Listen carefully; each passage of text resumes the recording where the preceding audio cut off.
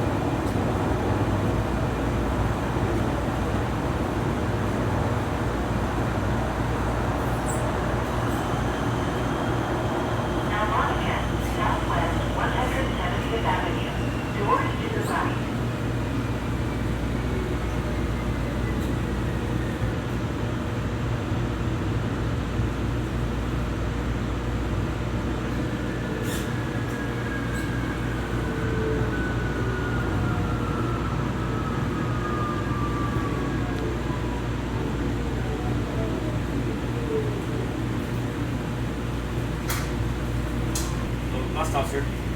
Last stop? Yeah. Right here? Yep. Oh, yeah. Shuttle, it'll take the rest away.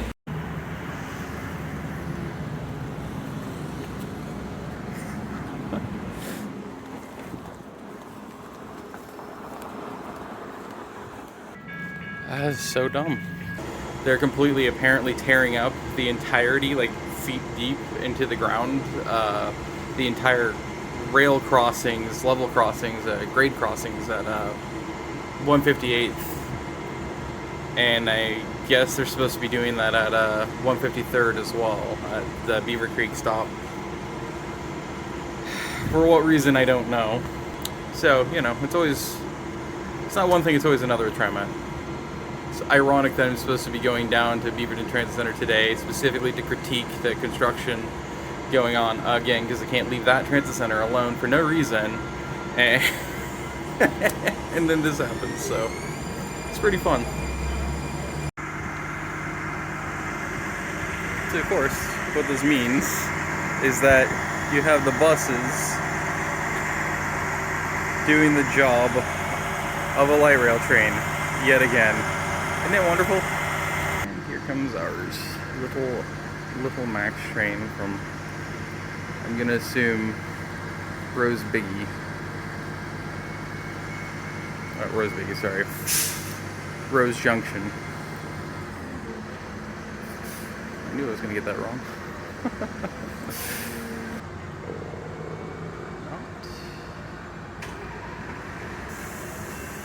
Didn't use a switch, so I suppose not.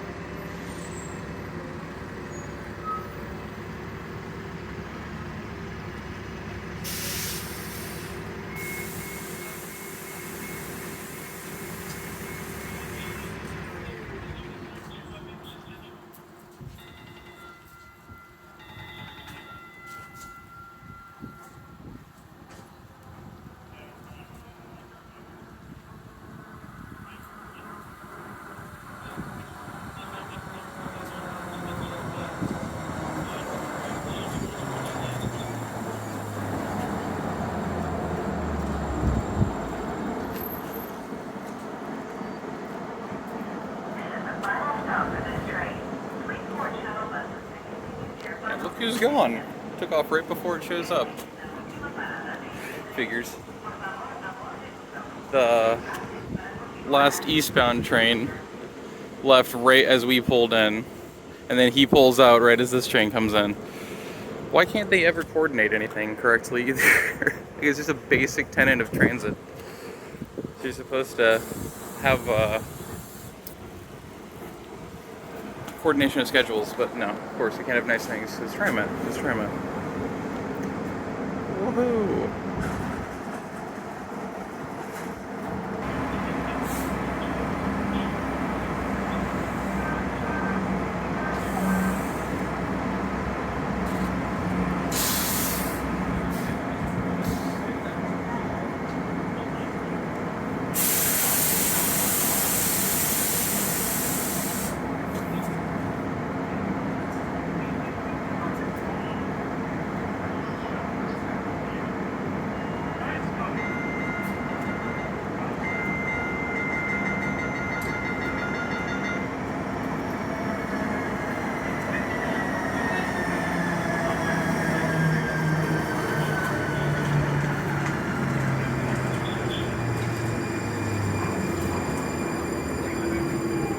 You can actually see it. This is the frame rate, but this is sunset.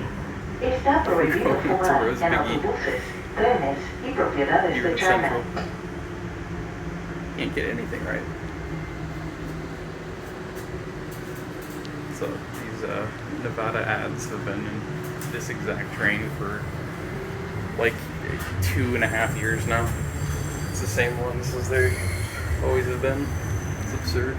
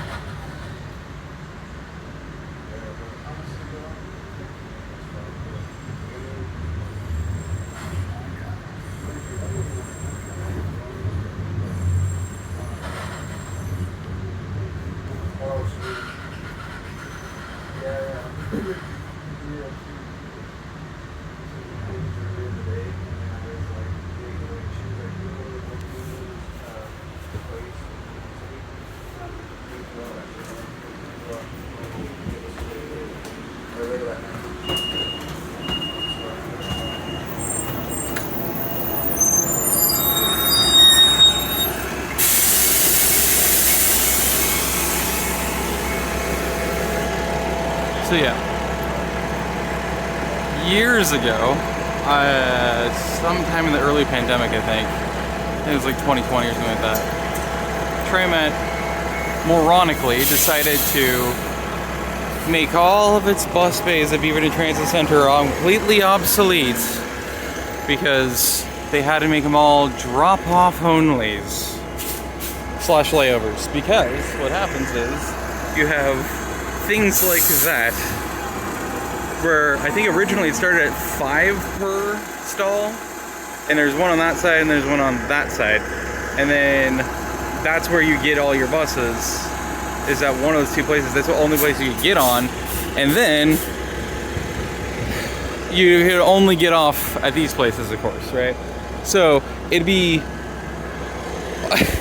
would be all of these. Literally all the stalls are obsolete at that point, because you'd either drop off automatically, and then that's all you do, and then they park at like one of these stalls, because there's a ton of stalls at Beaverton Transit Center, and then there's all this extra pullover space over there for other laying over buses. And so they just, for some illogical reason, thought, you know what we should do? Let's make it as inefficient as possible by doing that and making them just drop-off / layover spots, and only having 2 of the stalls for picking up passengers. And then it gets worse because they're doing whatever the fuck they're doing here. Which, by the way, I'm pretty sure the walking video I did around downtown Beaverton and all this, and the new center, and all the like construction stuff. I'm pretty sure in the, well, at least the full one, I'm pretty sure I actually got a shot from, I think, over that side of the bike stall area. I got a shot of like this area being shut down, not in this way, but they were like supposedly starting construction. That was almost exactly a year ago to month. And also, again, notice how inefficient it is, because this 88 is waiting for the 54 that was just here to drop off to finish picking everybody up and then take off, so then it can pull in and pick everybody up and then go. It makes literally no sense. So it's even worse now. It's like proof of concept of why it was a horrible idea in the first place is exactly this. And then, of course, you have scores and oceans of people here, especially considering the stupid track crossings as well. And so, like, what the fuck? So literally, you have, I think it's literally every single bus that stops at Beaverton Transit Center is stopping here to pick people up. It's literally like an expo marker. So stupid. Of course, last time they claimed that it was an improvement as well. Of course, it was way worse. Everybody was ranting about that as well, that relies on Beaverton Transit Center. Last time they claimed they were doing an improvement, because that's what I just explained is what they did then to improve it. Whereas, also, by the way, literally this never has functioned. This hasn't functioned, I think, since like 2001 or 2 was the last time I've ever seen this little concession function here at Beaverton Transit Center. I mean, it's been that long to where the predominant bus that they were using in their fleet was Flexible Metro, also known as a Grumman 850. But, yeah. What the fuck? It's so stupid. So then all these buses have to go over here, pull over, park, and lay over as well. There's a 20 over there. It's absurdly stupid. Like, what are they doing? I mean, seriously, like... That's the thing, like, I was literally sent here specifically in an effort to try to document the quote-unquote construction that TriMet is doing here at Beaverton, TC, so that it at least gives us an idea, because they're not really public about what exactly their whole plan is or what exactly they're even doing. And also, again, it's of public interest and grave interest to a lot of us, exactly because, you know, TriMet's been claiming constantly they're in a massive fiscal cliff. And it was originally, they said it was like $300 and something million deficit, supposedly. You know? Apparently this is one of the improvements they're doing, is they've now added this really, really chintzy cheap, quick to corrode and erode asphalt bays, which hardly give anybody any space anyway to be able to sit and wait and board a bus. But apparently this is the idea. It gets worse and worse. Oh, it's actually open. Holy shit. I've literally never seen this open since like 2001. That's insane. I guess it is open. It's just open on that side now. Literally have not seen it open since like 2001. So that is insane. But yeah, there's your west platform. Speaking of how inefficient it is, look at how we already have a 54 coming in. It's been maybe 5 minutes since the last one took off. It's incredible. Truly incredible. But yeah, like... So, yeah, they've torn out one of their actually, like, original thick, wide curbs for their stalls, as you can see, right? They cut it out over here. So I guess they're going to tear out a bunch of that. They tore out the whole platform, as you can see, of course, as well. Which, again, is, I'm pretty sure, original. Like, it's been here... In fact, I know it's original. So, like, it's been here for decades upon... Probably longer than I've been alive. And, you know, I'm 32 and a half. That concrete has been here, and it hasn't really worn out at all. Which is kind of the benefits of using concrete and cement, is the fact that it actually lasts a lot longer, especially with heavy weight. That's why all across the world, including the U.S., it's a standout here in the U.S. because you have the normal use is, of course, asphalt, right? You use asphalt for every road ever, especially in the Northwest or anywhere that's not necessarily super hot in the summer, infamously. Because it's cheaper, you can just resurface it whenever you want, pretty much, you know. We have a second 20 coming in as well right now, as you can see. It's 20 number 2 that's going to be sitting here. But yeah, so you use asphalt most of the time. And then for places where it's going to be a lot more heavy use, usually like heavy trucks, oversized loads, construction vehicles, big shipping vehicles, obviously, you know, basically industrial roads, especially if they have a lot of that, they'll almost always use concrete and cement for that reason, because it lasts far longer than asphalt could ever hope to, and it doesn't wear out very quickly, which is exactly why, like, at least the platforms and a lot of these curbs, they're literally original to when they first built Beaverton Transit Center. So, and instead they're tearing them out, apparently to replace them with that shit, which is obviously therefore going to cost them a fuck ton more longer term. Like, it doesn't make any sense. It's absolutely moronic. But yeah, like, what? I should quickly go back over and look at this stupid banner and see what the fuck it even says, if it does.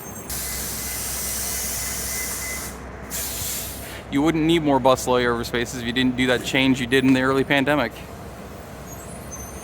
That would literally be pointless. You have excess layover spaces anyway. That's ridiculously stupid. So that's what the asphalt is over there. It's considered a new layover space. But it's so cheap. It's going to cost them so much more to do that. To maintain it, to resurface it all the time, to rebuild it and fill it back in when the potholes inevitably form. It's so stupid. Electric bus chargers, fine, that makes sense. We'll see how much larger the actual shelters will be. And obviously, somebody's gonna go break the glass on them like they always do within like a month of them being built. And then quote-unquote accessibility improvements, which I guess would include, again, that ramp of asphalt. If that's apparently an improvement, like, get the fuck out. That's absurdly stupid. I guess that's what it is, though. It is so dumb. Is that really all it is? That might be some of the dumbest shit. I can excuse and I can understand electric charging infrastructure, obviously, for their electric buses, which is predominantly just Gilligs, of course, because for some reason TriMet's a Gillig supremacist. Oh wait, I remember why, because Gillig has no integrity. They actually will build anything as long as you pay them.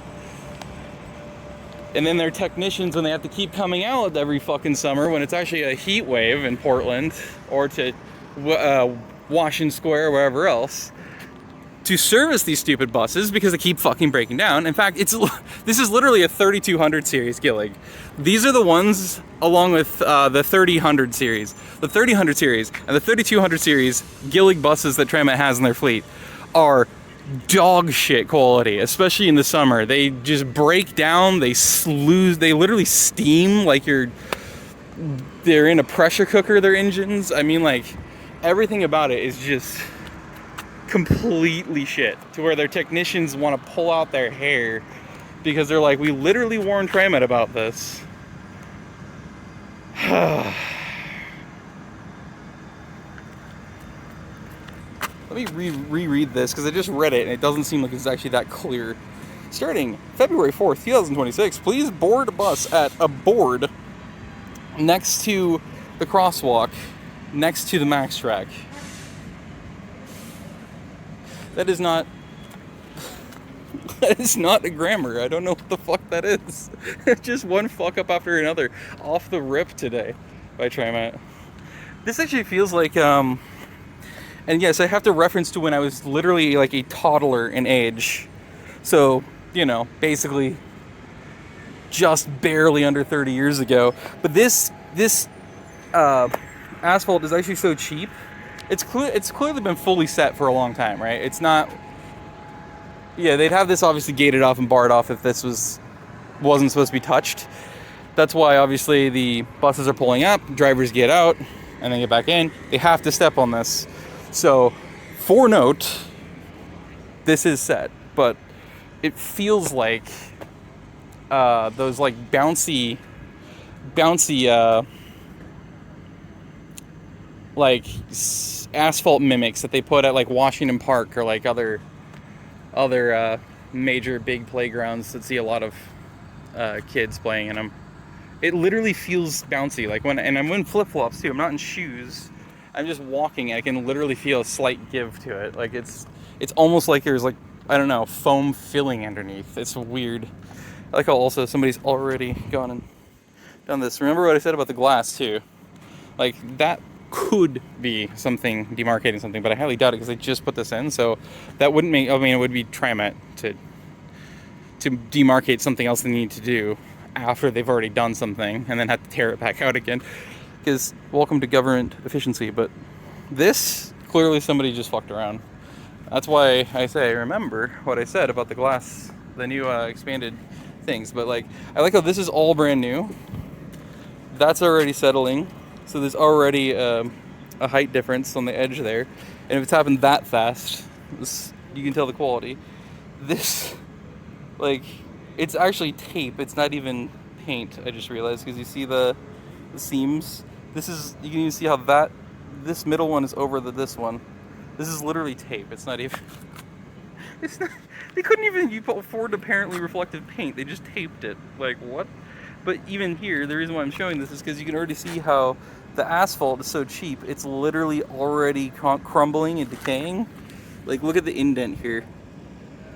Right next to that. It's already falling apart as expected. It's already settled here, so there's already a lip along that. And then they've already had to redo this because now there's this lip, just really cheaply done, low quality workmanship lip to meet this part of the asphalt. Yeah. So it's just falling apart already, and then yeah, just this looks like, I don't know, like a third level of patchwork. Like it's a patchwork to a patchwork to a patchwork. It's already decaying under there. You don't get foot traffic under there. It's already falling apart as expected. Like, what the hell? It's just the most TriMet quality workmanship ever, I swear. Rubber form. Are these actually like rubber? Yeah, they're plastic composite. The curbs are plastic composite. Are you serious? Hang on. See if you can actually hear it. You hear that? It's literally plastic. It's a plastic rubber composite. Are you serious? Oh my god, that is insane. Oh my god, that's so dumb. There's still a zip tie here for some reason. Zip tie there for some reason. What? Shout out to this bus driver, by the way, of 3210. Probably right around 3 o'clock right now, probably roughly somewhere between 2:40 3 o'clock. Because, yeah, she was the one who came out and said, "Yep," to all the criticisms I was giving to the workmanship. She was pretty much listening the whole time, and her doors were closed. Speaking of proof of how cheap the buses are too, or they just chintz out on those because, fuck. But yeah, obviously, people who watch my Trip and Outdoors channel should be familiar with this platform by now because I've taken it, or I've been here twice, but well, technically 4 times before, but twice on video. But yeah, once in a Bud RDC, which at the time was just a titch under 60 years old at the time. Now it's going to be 62, I think, as of right now, which of course they still own and they run. And then you have your Colorado rail cars, obviously, was the other one I did, and that's the most popular video on that channel because I took it for the first time pretty much at the launch year, I think, of the channel. But It is actually crazy. You don't realize how incredibly fucking high up you are. Like, if I were to stand down here, my shoulders would probably be right about there. And my head would probably, well, let me think. No, my shoulders would probably be about here, I figure, yeah. That's like 1.5 foot. And then my head would be slightly higher than that. So basically it's, what is that, probably about 4 feet? Whew. It's crazy. It's wild to realize that too, but yeah. Another 3000 series. You see the number. It's all worn out. Oh god. You can actually see the framing in the bus. You see that? You can see the framing in the fiberglass, the chintzy plasticky fiberglass on the top of the buses. God damn, I hate how like this much of a discrepancy there is between cameras and the actual place where I'm pointing. You see like the whiter lines? That's literally the framework of the top of the bus, of the roof of the bus. It's the framing of it. You can literally see the beams in the frame of the roof of the bus. That's how thin and cheap these are. And then there's one of those new electric Gilligs. Like I said earlier, a beluga. It's a beluga in the wild. Look at it. God damn, these fucking angles don't make any sense, bro. Anyway, but yeah, I like how there's almost nothing left of that bus number. I guess it's not the ones that matter as much, but like theoretically, if somebody were to steal the bus, is the kind of the point of why they have those on the top, so that like police aircraft can clearly see them. But yeah, they literally, you can see how many stalls they had, and they obviously already had stalls over here. Technically, they didn't need to build it so much cheaper and chintzier like that. And then they had all this layover space all the way around. It goes literally around the fucking corner. And then you have all your stops over here. And you had all your stops over here and on that end of the island. And then, yeah, like I said, over there. And there was even a few stops, like I said, over here. So, like, they already had more than enough stops to service every single fixed route bus route at Beaverton Transit Center and still have spaces available, plus the layover. So on top of the layover spots. And then they did the change in the beginning of the pandemic to where half of the lines would stop over here and the other half of the lines would stop over there, and you had to get on at those spots only, which everyone hated for obvious reasons, because they knew it would make it so much less efficient, which it did. It would make it take a lot longer, which it did. Everyone has to crowd each other, which of course they have ever since. And now they're saying they're adding more layover spaces. Why do you think they need to add more layover spaces? Oh, right, because it's a created fucking problem of TriMet on their themselves. It's utterly ridiculous and stupid, but... Ugh, so dumb. Barely squeezed by, too. It's like about 4 inches of space between those buses. 3 between that and the fence. But I mean, it's all pretty much all I could really document, because I mean, like, okay, you know. But for the fact that they've actually been technically at this, at least on this portion over here in front of us that I'm looking into here, for a year now is ridiculous, because they really have been working at least on this portion from the end of this building forward. They've been working on this technically, at least they've had it shut down for construction since literally a year ago. And look at the progress they've made. Basically nothing.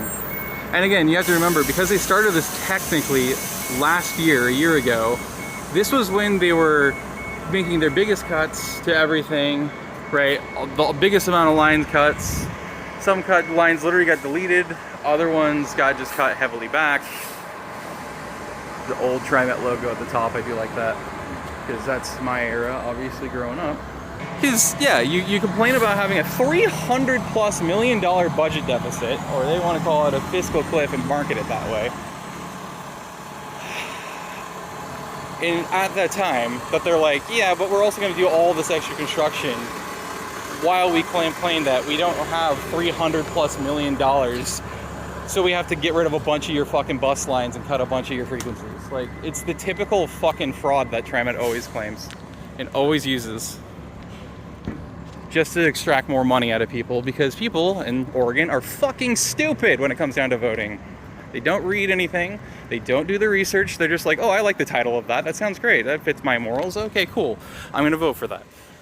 And it includes all the way down to transit. It's so stupid. It's like, if you really are a transit advocate, you don't support TriMet. That's the funny part, because you know they're lying to you every time.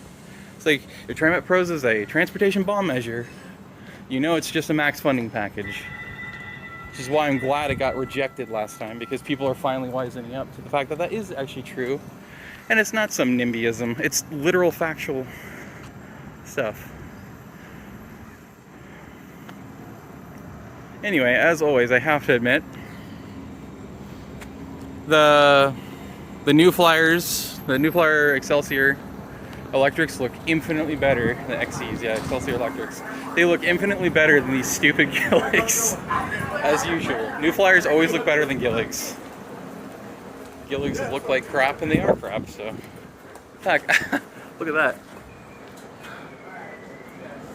There's already a bunch of damage to the top of it. Somebody didn't know the dimensions. There's a chunk out of it up there, kind of right at the transition point to the centerpiece of the roof. A big gouge there from a tree, obviously. And there's a bunch of shit out there, which is literally a nick. That's like a driver actually hit something with that. It's funny. Anyway, it's gonna be a hell of a lot quicker to get back if I actually just take a 52 or 88, ironically, rather than having to wait on all these stupid shuttles. I suppose technically there is merit to going back here, because apparently they're doing some other construction back here somehow at the bike stalls, and that I don't really understand, because that has nothing to do with anything that's being advertised on the banners and stuff. So speaking of, yeah, I also want to save money. Besides the community safety members, or community safety team as they call them, which are completely useless. I love how even bootlicking company man like jerk off like Dan Christensen, also known as Bus Driver Dan, actually will admit that they're completely useless. If they want to save money, that's a great way to do it. Just cut those guys. And then the transit police, cut those, because they're literally just made of Portland Police Bureau, Multnomah County, Clackamas County, and Washington County. Just have them use their normal units. It's a complete waste to have them sit there and pretend they're a completely different jurisdiction or unit, and then literally pay God knows how much for the fleet vehicles, you know, to pretend and cosplay as if transit police aren't literally already pre-existing police departments in the region. Mainly sheriff's departments, and then one random police department in Portland Police Bureau. That's literally who makes up transit police. I swear to God, dude. So, I cannot personally figure out or identify why that is cut off and why that is cut off. What do those two things have to do with, let's see, more layover stalls, electric charging infrastructure, right? Accessibility? Like, what do these areas on the ends of these things have to do with that? I can see a little bit more space for more stalls, I suppose, but hi. I literally have my pick between the 88 and the 52 as well to get back home. That's pretty funny. What a quinky dink.